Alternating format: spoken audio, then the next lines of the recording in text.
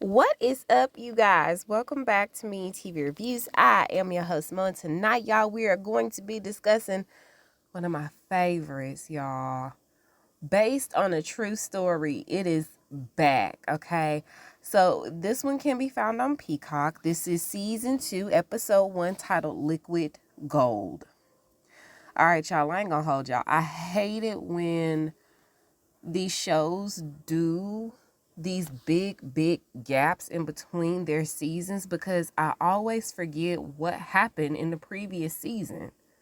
I remember like some key parts of it, but y'all, I had to go back and watch the last episode and I still don't remember all the characters' names. I remember the main ones, but that's about it. All right. So without further ado, let's go ahead and get into the synopsis real quick, and then we're going to get right into the episode. So the synopsis for this one is Ava and Nathan struggle with parenthood and try to convince Matt to return home. All right, y'all. So based off last season, at the end of said season, we saw them get rid of one of Ava's best friends, Ruby, because Ruby was trying to blackmail them about getting in on the podcast. And if they didn't let her in, then she was going to squeal to the cops. All right. So turns out that she actually did reach out to the cops. And she died a horrific accidental death. I think she accidentally died. But I think they were thinking that somebody had pushed her. But yeah. So they ended up burying her on the tennis court where the new pickleball courts were going to be. So we start this episode off well, we left off with the last one, and that is Ava and Nathan talking to I don't know if she's supposed to be like a lactation specialist. I think she's supposed to be a lactation specialist. And so they're trying to figure out just why in the world baby Jack, is not able to gain weight because Ava is not producing milk like she's supposed to. Now, little Jack is about 3 months old at this point, okay? He is so cute and cuddly. And it looked like he might be on par for his weight, but I mean, I could be wrong. But them chunky cheeks, baby, he looked like he on par. So the lactation specialist is like, okay, well, you know, what's happened? Were you stressed during the last couple of months of your pregnancy? Like, what's been going on? And so we flash back to 3 months ago. And y'all remember they were cleaning up where Ruby's body was before they had went to go retrieve it. Well, Matt had put it in the cart, right? So they could bury it in the pickleball courts where Nathan works at. So they went to go and clean up the house, right? So as they're almost finished cleaning up, they're bonding over naming the baby Jack if it's a boy and Ella if it's a girl. They're trying to get back into their own rhythm, right? Because they lost themselves within all of the chaos that was happening. And so as they're almost finished cleaning up the house, in comes Ruby's husband. I believe his name is Paul, y'all. Now, he has showed up to their anniversary party, their surprise anniversary party that was thrown for them with Ruby's body in the trunk. He done showed up even though he wasn't supposed to be there because he done shot their dog. Okay? So he wasn't supposed to be there. He done showed up to the Malibu home and was like, oh, whose blood is that? And so they had to think quick on their feet because they know this is Ruby's blood. But then Ava was like, oh, you know, it's mine. Because she looked like she about ready to give birth anyway. So she fakes like she's going into labor. And Nathan was like, hey, babe, that was really good thinking on your feet like that. And she was like, no, I think it's legit. Like, this is happening right now. So then it's kind of like thrown into a chaotic scene where we then see her get rushed to the hospital. You know, they're giving her supplemental oxygen and all the things as they prepare for baby Jack to enter the world. Nathan's on the phone, Jack gets here. He's a blessing. He's beautiful. He's cute and cuddly, right? So then she was like, oh, okay. It doesn't seem like you guys were stressed at all. They omitted a lot of the stuff that was stressing them out. And so she told them to just keep on trying. Now, Ava doesn't want to do formula, but Nathan wants her to because she's so stressed about producing milk. She listens to podcasts. She done bought the You know those little machines that the athletes be using on their muscles and stuff, like the personal, the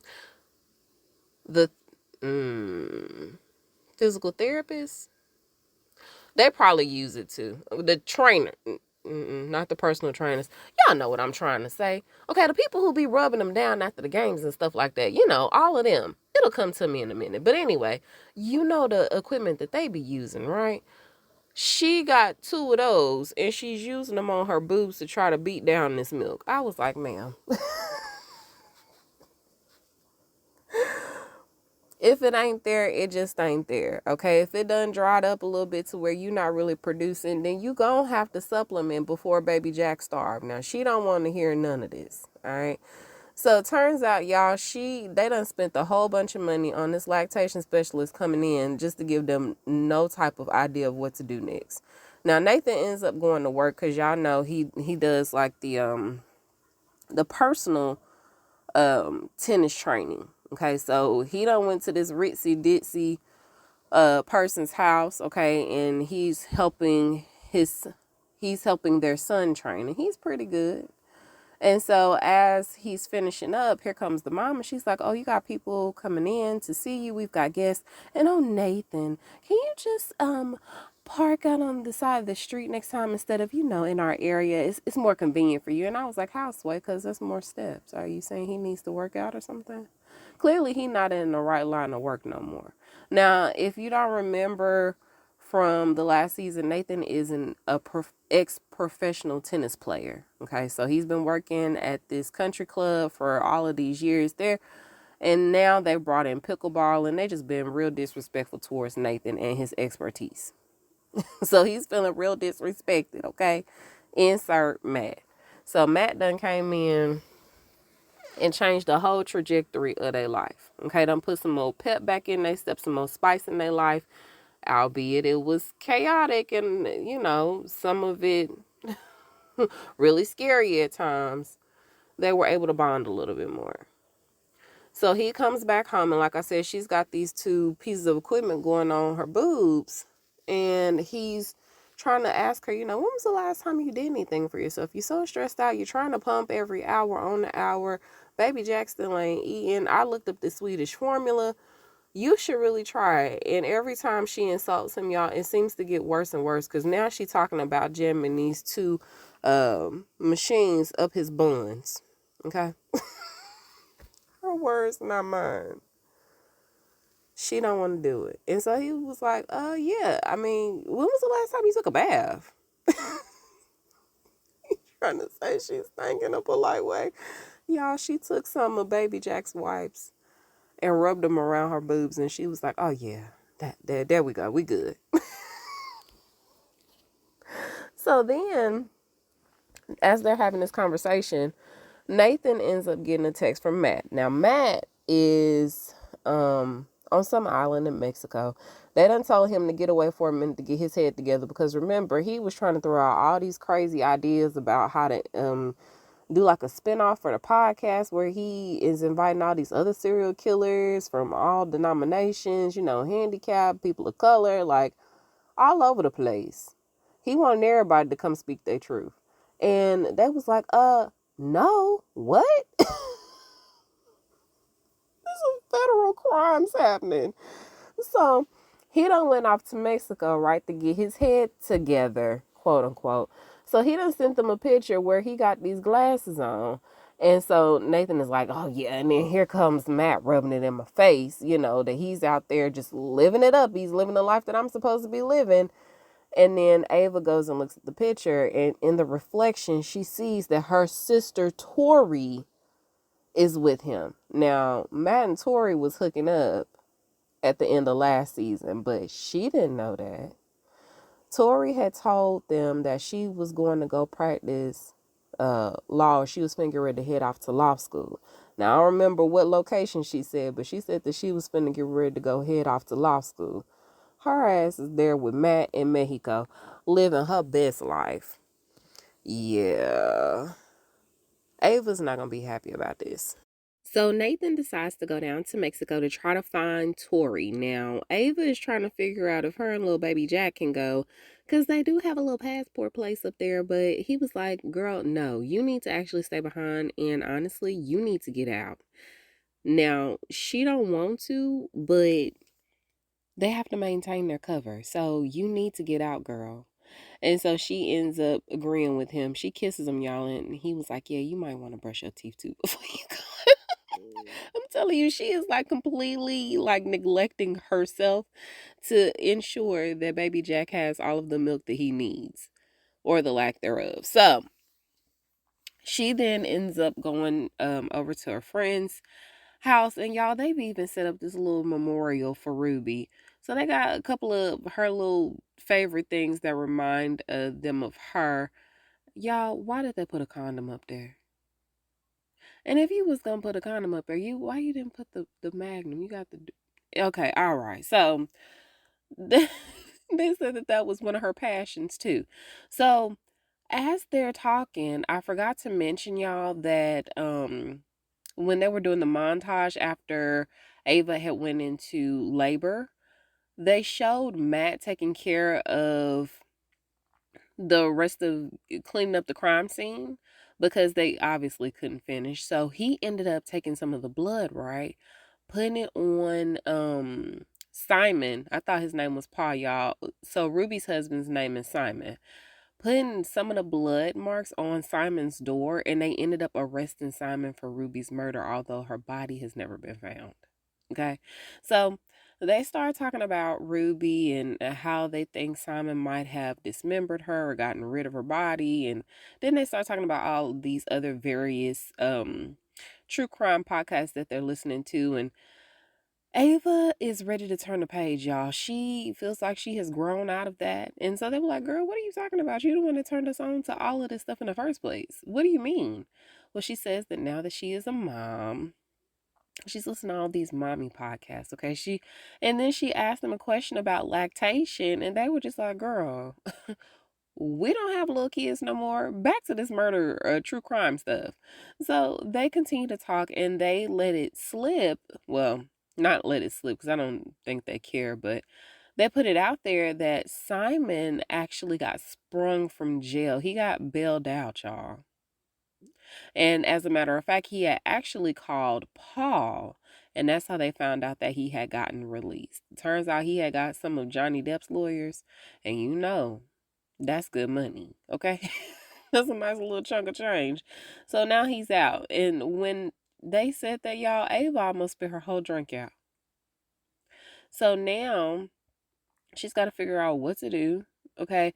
They didn't really want to talk to her. They said they be on TikTok looking at true crime stuff because they don't want to have to wait a whole week for a podcast, which I mean, I feel it. You can kind of go anywhere, everywhere now for what you're looking for.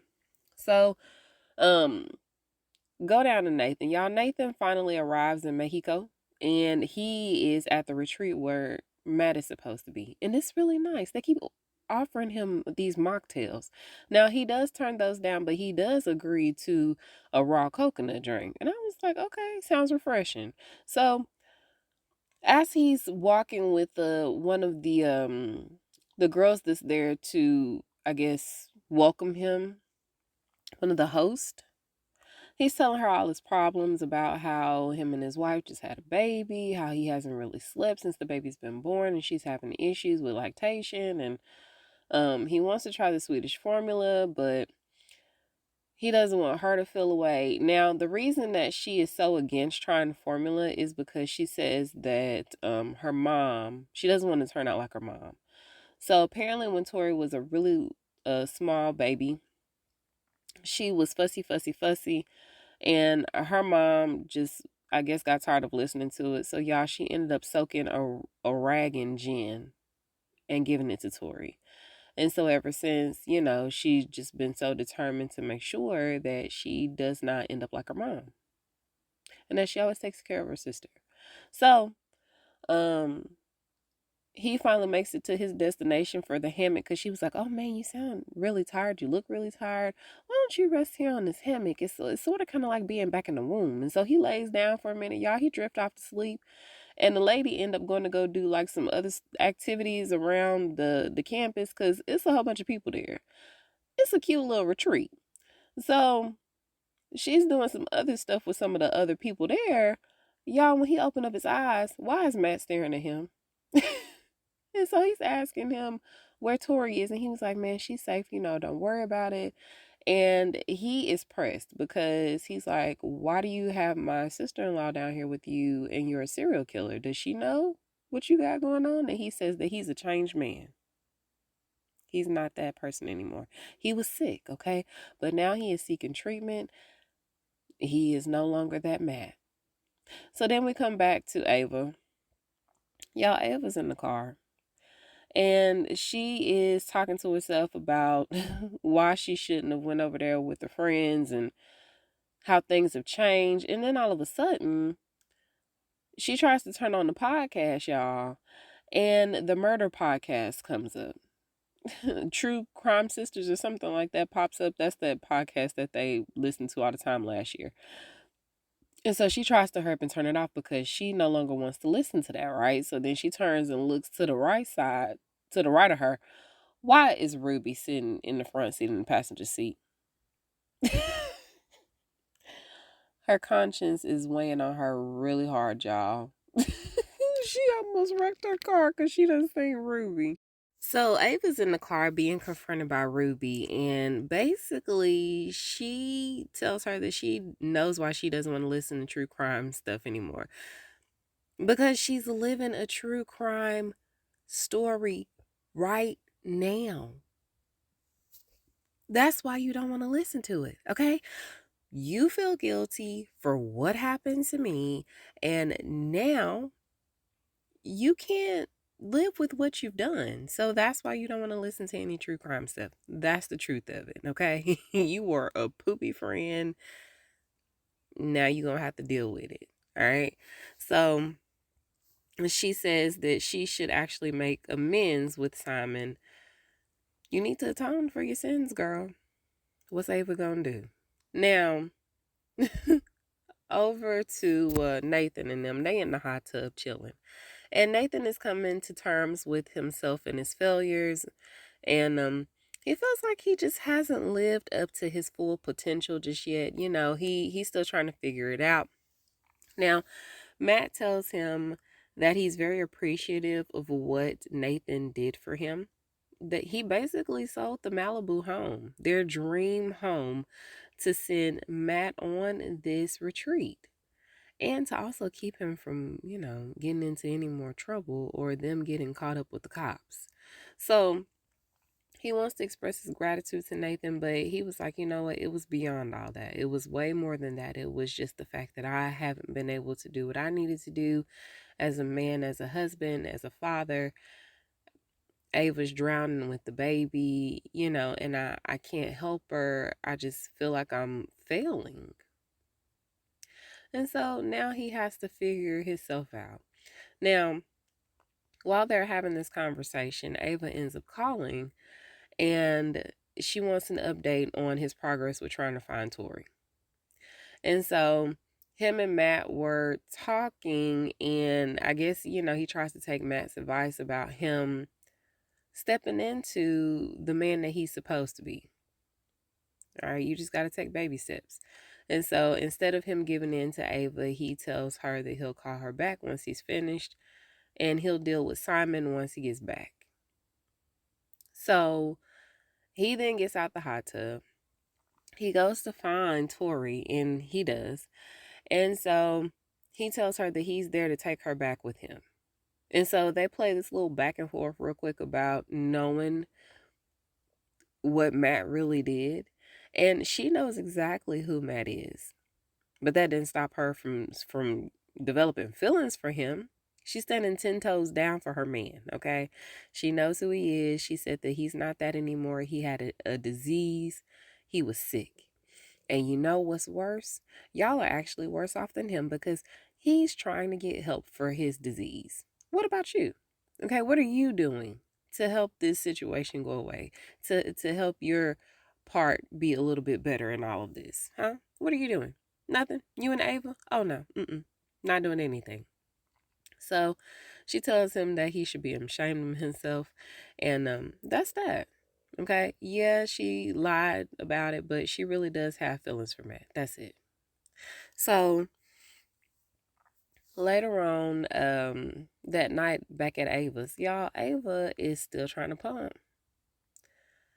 And she just cannot. Okay. She was watching the court proceedings for Simon about the arraignment and him getting bonded out. And I don't know if she fell asleep because y'all know she's so sleep deprived.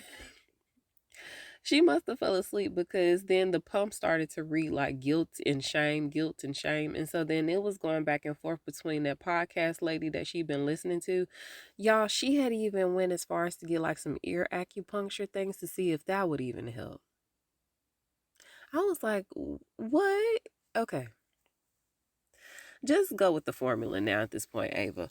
So, she the lady that she's been listening to on the podcast pops up, and then Ruby's back. So they're trying to both of them are shaming her in one way or another. So the podcast lady is shaming her because she's still doing certain things that she knows she's not supposed to do. She's trying to increase her milk production. She's still drinking coffee. She's still eating gluten. She's just being, Ava's being really hard on herself. And Ruby, on the other hand, is telling her that the reason she's not able to produce is because she got all this guilt sitting on her shoulders. You know what could help you feel a lot better is if you go over there and apologize and make things right. You need to atone, ma'am. That's how you can increase your milk production. Again, this is all Ava's conscience just doing a real number on her. It's just manifesting itself in the form of two different people. It's just eating her alive. So we'll see what happens. Now, back over to Nathan. Nathan and Matt are sitting down around this campfire with a group of guys, and I guess the one leader is saying how, guys have uh feminine energy and then they have masculine energy, and so sometimes one can overlap the other. They have to be in sync with each other. They have to be in perfect harmony with each other. Because if you have too much masculine energy, you can come off pretty arrogant and just super macho, just being a jerk, just way too much, right?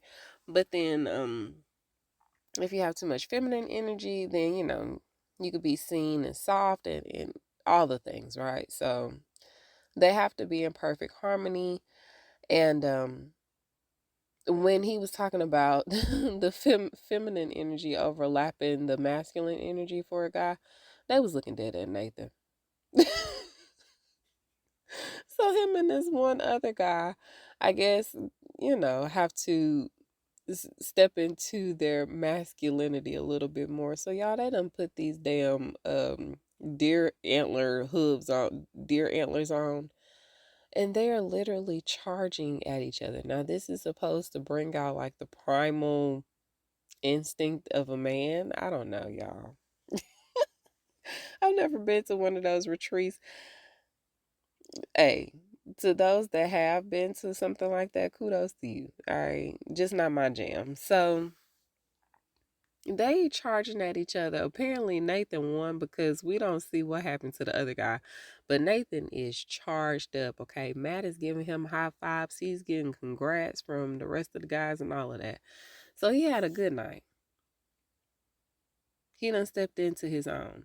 So the next morning when he's talking to Matt, he's telling him some of his true feelings, like how he um never wanted to really have a kid because he was scared about being a failure and how it would turn out. And so he just doesn't know. He's still trying to figure it out. He doesn't have the confidence that he needs. He's not there yet. Okay. So as he's telling um Matt this truth, he also mentions how he needs to take Tori back, okay? Because Ava she's really hard on herself for how, Tori was brought up, and so she wants to make sure that she is always there and protective of Tori because their mom never was, right? So um so as he's telling her that he really wants to take Tori back, Matt was like, look, I hear what you're saying, and I thank you for being honest, open, and transparent. I really do love Tori. I'm gonna tell you that now. But if it's more beneficial for her to go back so y'all can get back on track as far as where y'all need to be, then yes, Tori can go back with you. And, we'll just follow up when I get back. But since you're being open and honest with me, let me be open and honest with you about something. Why did he tell Nathan that he didn't kill Ruby? He did not kill Ruby. Simon killed Ruby. And as he's telling him this, y'all, Ava is actively going over to Simon's house and she's brought her pump. And I'm assuming this is just to get this guilt off of her shoulders about everything that happened with Ruby. But hopefully Nathan can reach her in time, because if not, she just walked into the killer's den. So as Ava's getting ready to go over there and just pour her little heart out, honey, with all her truths, she's sitting down and she's pumping, right? And so he's like, okay, so what are you doing here? Because I didn't expect to see you here. And as she's finna get ready to tell him, y'all, she ends up getting a text from Nathan saying that Simon killed Ruby. And so she freezes up, right? And so he was like, I know why you're here. You're just here to kind of get a good look at me, and all of my um, downtrodden look, So he's talking about how dehumanized he feels because he has to wear this ankle monitor now and he can't even take a good shower. And so she was like, oh, I feel you on that because I can't even sneeze without pissing on myself. That pelvic floor, y'all, it's just. So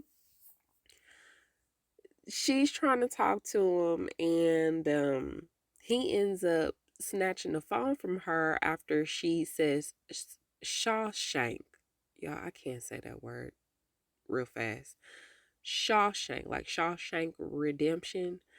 And so Matt had said that he had went over to the house to take out Ruby because Ruby was clearly trying to bogart her way into their business and what they had going on with the podcast. And they weren't listening to Matt. Matt didn't want her involved. And so he was going to fix the problem by taking her out, right? So by the time he had got over there, Simon and her were already in a heated argument. And Simon just ended up taking a letter opener and just went to town on her. Took her out. So Simon says that after that, he panicked. He didn't know what to do. He couldn't believe he just did something like that. And so he left, right? He left to go clear his head. Now, what he really went to go do was go to Home Depot or Lowe's or your local hardware store to go get some shovels and some other things to dispose of her body. But Matt had that already cleared up, okay? He came right on in. He laid down the tarp, rolled her up in it, honey, and went on about his business. So by the time Simon came back, y'all, the body was gone. So he thought Ruby, that's why he's been thinking that Ruby has been alive this entire time, because who else would have came in to get her?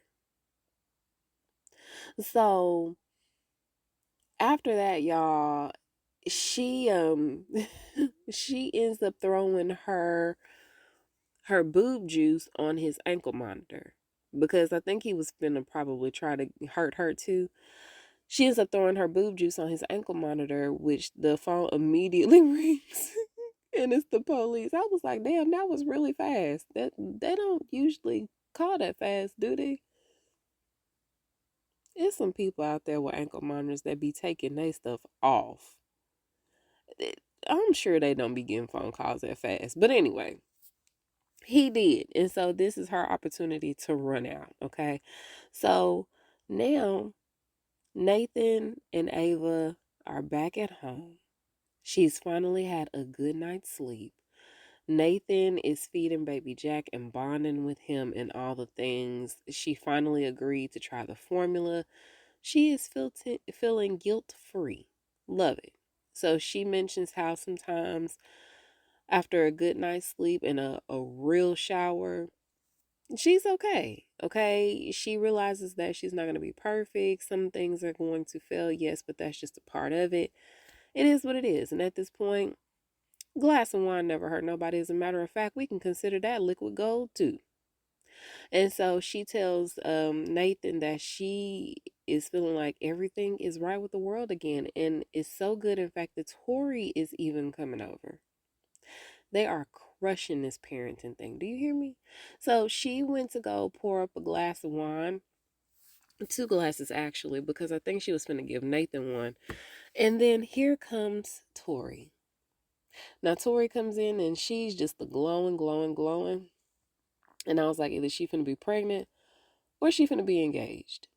And so she was like, oh, you already celebrating, because she had the glasses of wine in her hand. She was like, yeah, but what are we celebrating too? And then here comes Matt, and she's like, we're engaged.